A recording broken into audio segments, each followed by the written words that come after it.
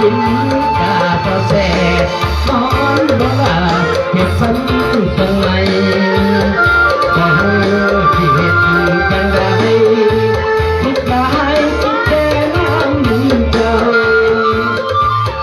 เมื่อเขารู้ข่าวพาเขามาขอจะเห็นแต่หอก็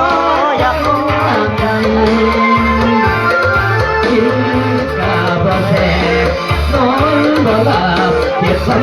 ข้างในบ่ที่เห็นจังได้คิดร้ายคิดแต่น้ำเจ้าเมื่อเขา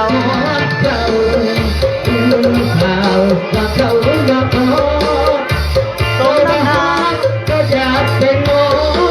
ถึงที่รอมาบ่มีบังบอกกับหัวใจ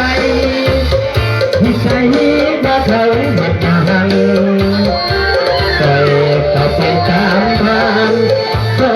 ให้งานน้องคงเธอ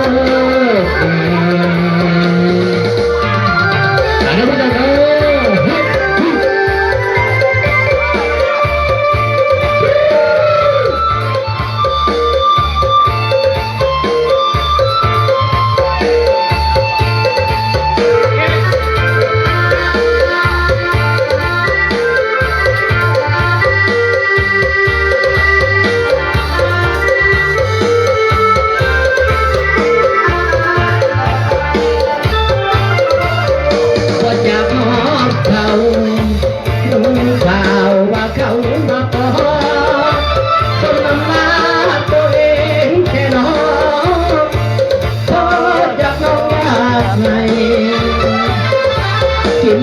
กาบแสบนอนบ่หลับเจ็บซ้ำข้างในบ่ฮู้ที่เหตุจังใดคิดร้ายคิดแต่น้ำเจ้าเมื่อเขาบ่หาเขาจริงมีไปมีไหมจะเป็นอย่างไรเขาที่สั่งเตือนอย่างเราบอกกับหัวใจสิไปก็เขาเด็ดขาดปล่อยเขาไปตามทางขอให้นางน้องจงโชคดี